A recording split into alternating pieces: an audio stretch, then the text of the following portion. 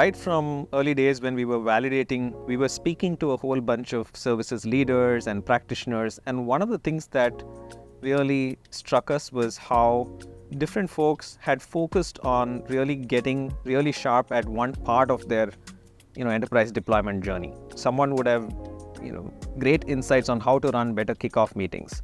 Someone else would have this whole approach of how they use steering committee meetings to really drive projects forward on a timely manner, how to escalate things with a customer, etc.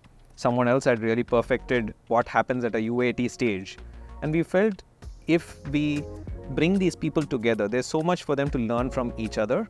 So we started doing these implementation stories where we invited one leader to talk about their evolution, what problem they solved, how they were getting better at deploying their software, running their implementation projects, etc. The very first one we did, we saw that there were around 25 people who joined, and at the end of the session, they had more questions, they were discussing more topics. And we just said, hey, you know what, we need to end this at this moment, but let us start this Slack group where we'll add you all so they can start discussing more.